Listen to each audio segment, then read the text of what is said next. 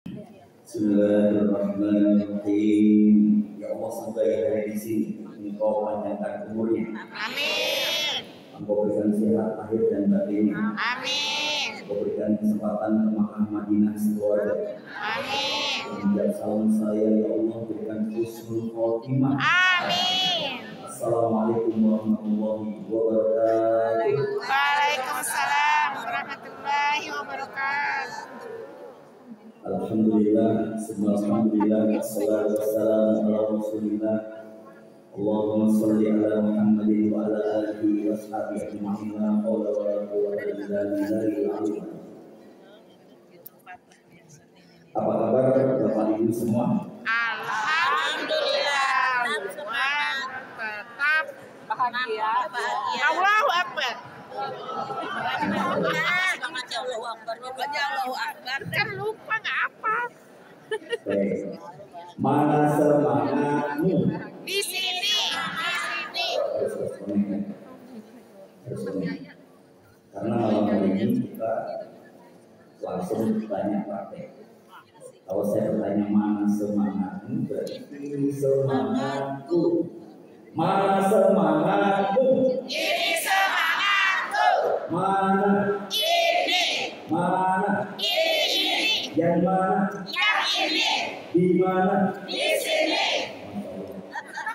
Biasanya yang semangat itu bisa melepaskan stres. Ya, yang kurang semangat itu nanti Anda banyak stres. Baik, langsung visual saja materinya. Fokus saja materi. Kita tes fokus ya. Tes fokus.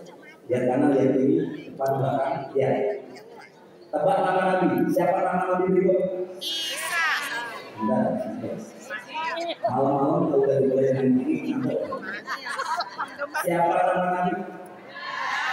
Benar, ada. Siapa nama Nabi? Yusuf. Siapa nama Nabi? Yunus. Berikutnya. Benar, iya. Kita mulai. Bapak dan Ibu, malam hari ini insya Allah kita akan mendapatkan 3 hal. Berapa? 3. Yang pertama, kita yakin bahwa kita adalah bagian dari orang-orang yang beruntung. Harusnya kalau nggak yakin, Anda dalam apa? Harusnya nyatanya Anda bisa ada di sini bersama saudara dari seluruh Indonesia, makan enak, tidur nyenyak, alhamdulillah beruntung.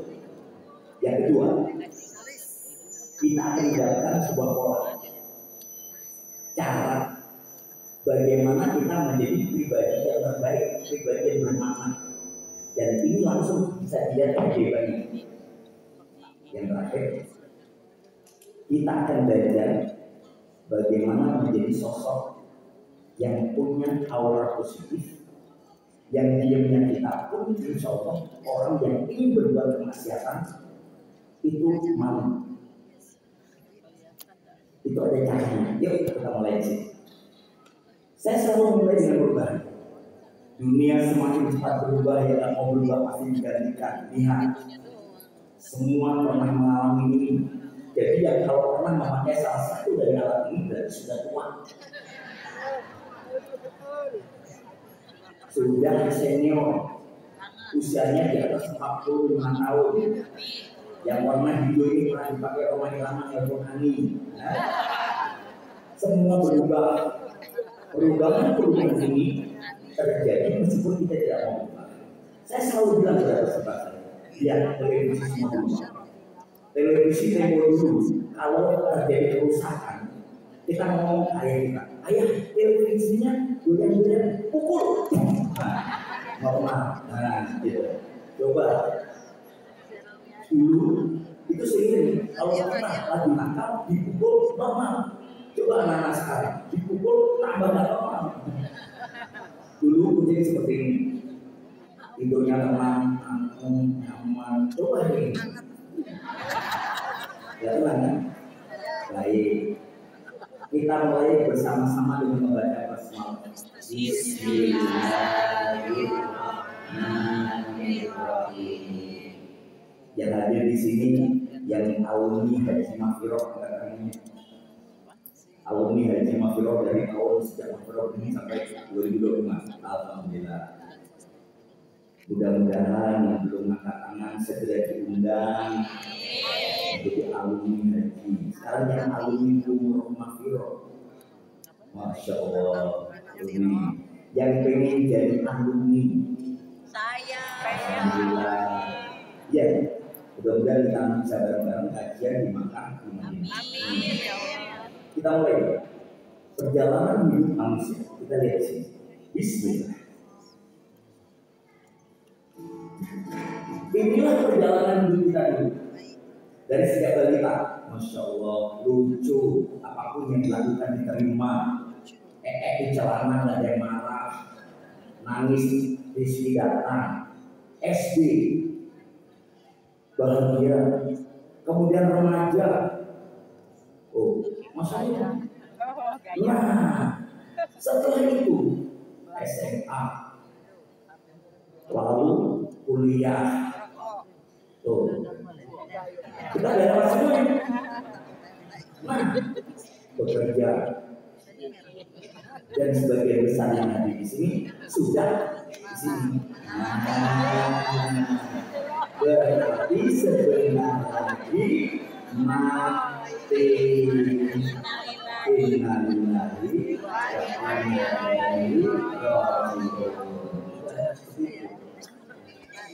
Jadi itu orangnya harus kita pahami. Kenapa malam hari ini saya hadir? Dan Ustaz tahu sebelum saya, Pak Haris datang, yang hanya banyak. Pak Haris terus datang. Perhatikan baik-baik. Pilihan hidup itu ada 3. Ada berapa? Yang pertama tegang. Yang pertama apa?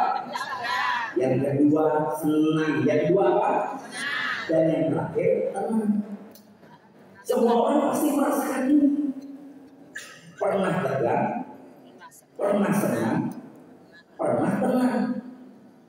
Permasalahannya adalah mengapa Allah mengundang orang untuk hadir bersamanya lagi? Ya ayyuhan nafsul mutmainnah, wahai jiwa yang tenang, bukan wahai jiwa yang senang. Karena senang itu relatif. Korupor gak ketangkap itu senang. Ketika ketangkap tegang. Ketika sudah dikeluarkan dari penjara, nah gitu. Begitu juga kita hari ini. Kita mulai di sini. Mungkin ada suara senang di belakang. Oke. Tegang, kita mulai di sini. Mengapa kita bisa tegang dan mengapa banyak orang hidupnya tegang? Ternyata teori jelas seperti ini. Kalau garam saya masukkan ke segelas air dan saya aduk, sehingga garam saya masukkan segelas air dan saya aduk, pasti asin. Namun ketika garam ini saya lempar ke dalam obat dan saya aduk, tidak asin. Padahal sama-sama satu genggam garam. Yang membedakan bukan garamnya, bukan masalahnya. Yang membedakan adalah wadahnya. Airnya banyak. Jadi ketika Pak Ali hujan deras bawa gelas kosong, Pak Antonio ketika hujan deras membawa ember kosong, Pak Untung ketika hujan deras tidur, jangan lihat yang tidur ini seolah-olah tidak mendapatkan air. Kita lihat. Ketika hujan reda, maka Pak Ali hanya membawa segelas air karena wadahnya adalah gelas walaupun hujannya deras. Sedangkan Pak Antonio membawa seember air dengan bangga karena dia membawa ember kosong. Pak Untung dibangunkan oleh istrinya. Ya, ayah, bangun ayah, bangun. Sudah mau maghrib, ayah bangun. Percaya jangan tidur selasa, bangun ayah, bangun. Ya, ayah nggak dari air. Pak Ali, Pak Anton dapat air. Bagaimana aku bisa tenang ayah yang dapat air? Tenang. Ibu nggak usah mikir air. Gimana nggak usah mikir? Ayah punya empang.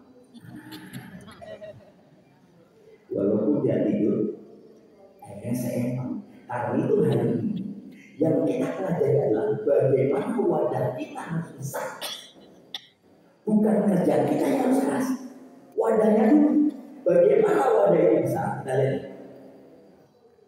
Ini gambar gara-gara besar pasak daripada tiang. Besar. Ini beban daripada kemampuan. Terlalu banyak muatan. Atau seperti ini. Mengapa orang tegang?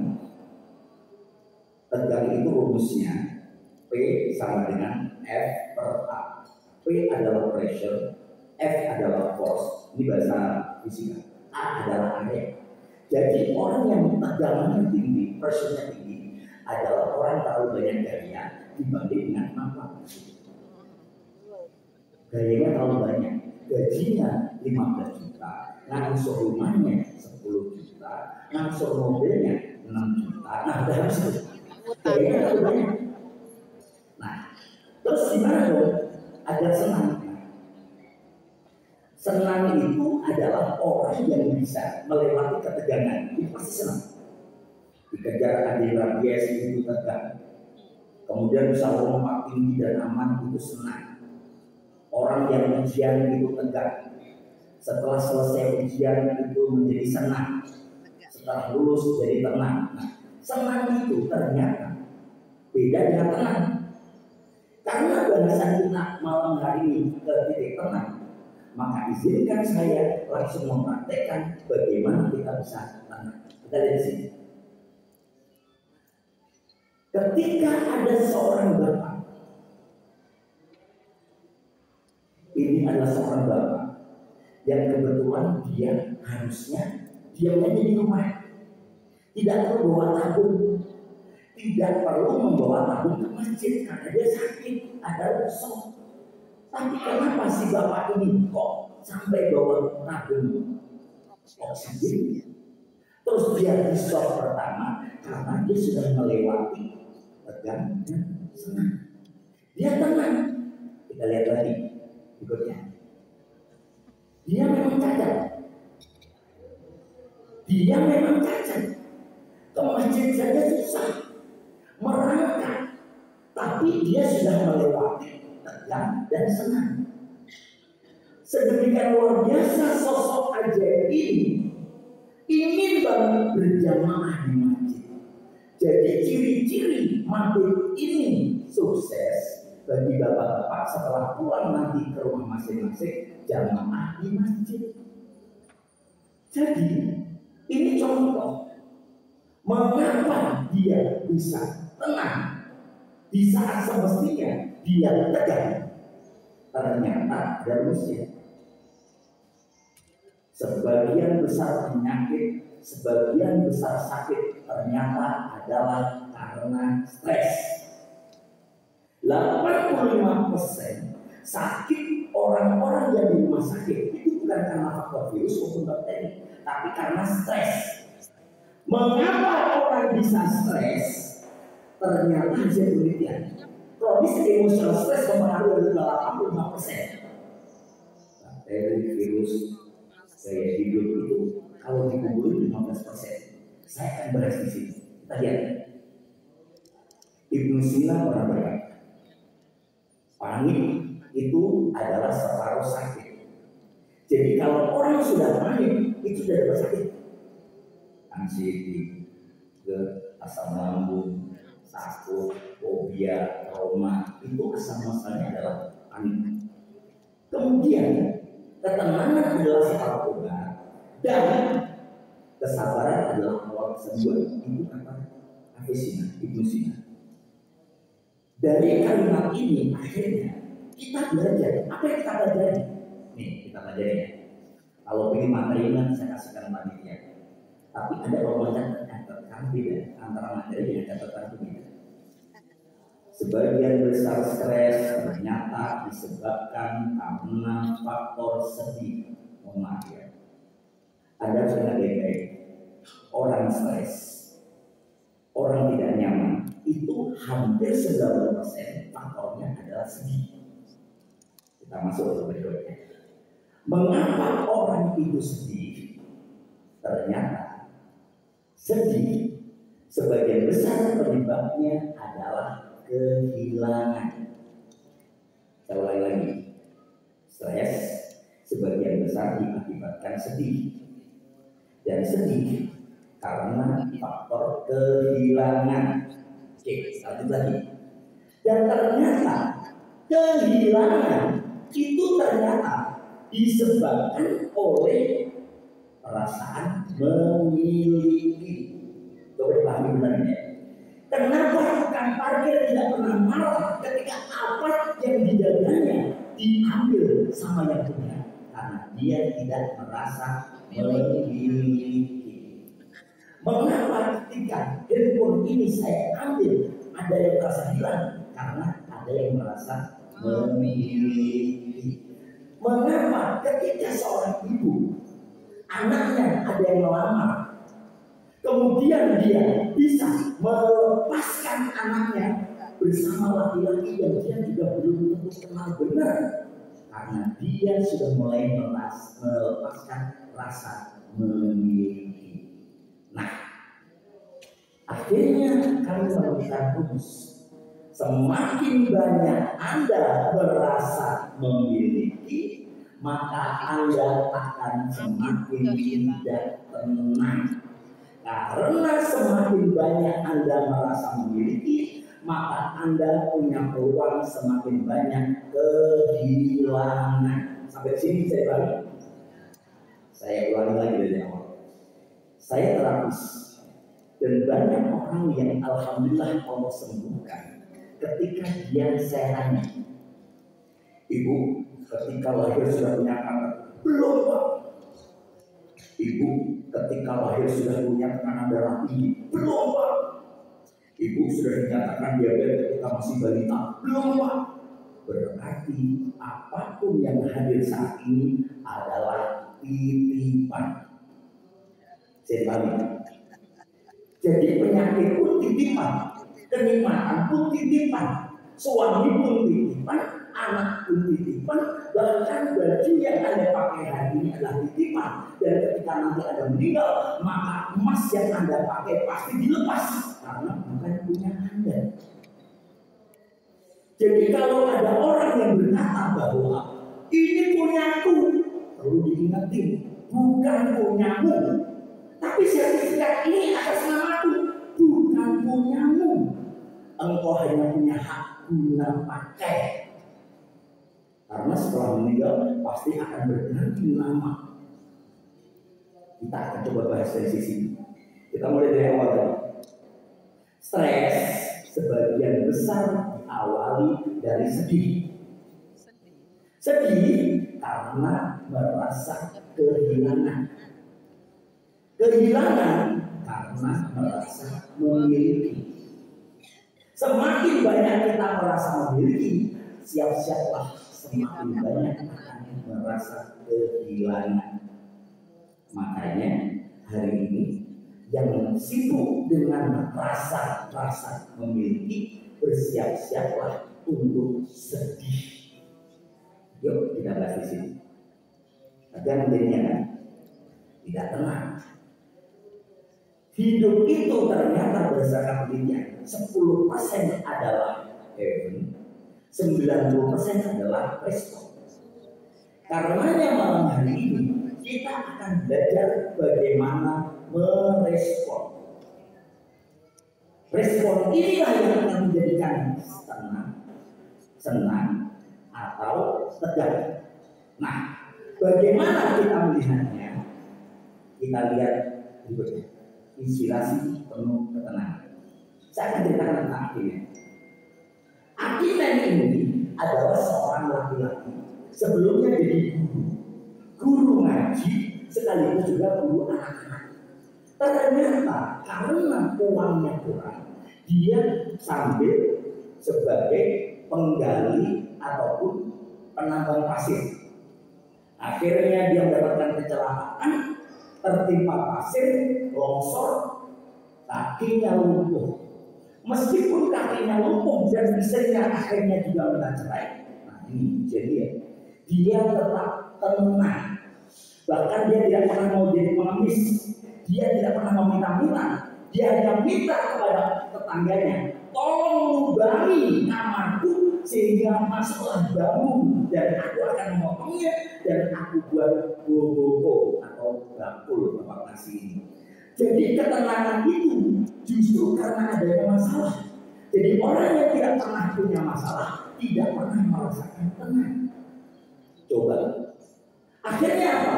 Ketika saya bertemu dengan beliau, banyak pelajaran yang saya dapatkan. Yang pertama, justru ketika beliau dalam kondisi lumpuh inilah sholatnya bisa 5 waktu. Meskipun naik dan turun tempat tidurnya sedemikian capek dan susah. Bambunya sampai sangat-sangat licin karena seringnya digeser dengan kakinya. Dia tidak pernah meninggalkan sholat duha, tidak pernah meninggalkan sholat tahajud, dan tugas hidupnya adalah menunggu waktu sholat. Akhirnya ini ternyata punya 3 rumus. Yang pertama adalah saya tidak boleh membebani orang lain. Yang kedua, saya harus punya manfaat yang banyak untuk orang lain.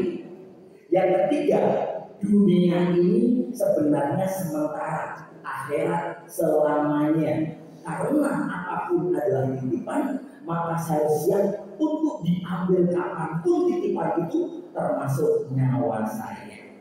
Inilah yang membuat akhirnya 1 bulan khatam Al-Quran sekali. Artinya 1 hari 1 juz. Yang kedua, dia ternyata tidak membebani orang lain karena dia mengerjakan membuat nyaman, memudahkan orang lain, yaitu pada asar. Akhirnya membuka rumahnya lebar-lebar dan anak-anak kecil yang belum masuk SDIT atau MI diajar ngaji oleh akhirnya. Walaupun dia mampunya adalah semampu dia, belum tersertifikasi. Mungkin dia hanya memberikan model urutan kayak kita dulu ketika kecil. Alif fathah, alif kasrofi, alif rumahku, alif ini lihat. Inilah contoh sederhana. Akhirnya yang sudah meninggal sekitar 10 tahun yang lalu. Akhirnya memberikan sebuah pelajaran sederhana bagi saya dan Anda. Karena kita pasti mati dan orang setelah kita belum tentu mendoakan kita terus, dan kita harus mempersiapkan diri untuk menjadi manusia yang belajar memiliki jiwa yang tenang. Ya ayyuhan nafsul mutmainnah, irji'i ila rabbiki radiyatan mardiyah, fadkhuli fi ibadi wadkhuli jannati. Kita tidak bisa mengandalkan siapapun. Karena hari ini ketika orang secara remote dan dihantarkan di ruang ICU, gak boleh ditunggu, hanya mengandalkan diri sendiri. Karenanya ikhtiarnya semestinya kalau nanti masuk rumah sakit, pesan ke anak kita, jangan masukkan rumah sakit non-muslim. Karena di situ bisa jadi banyak yang tidak nampak yang akan menggoda dan seterusnya. Kalau nama sih jelas.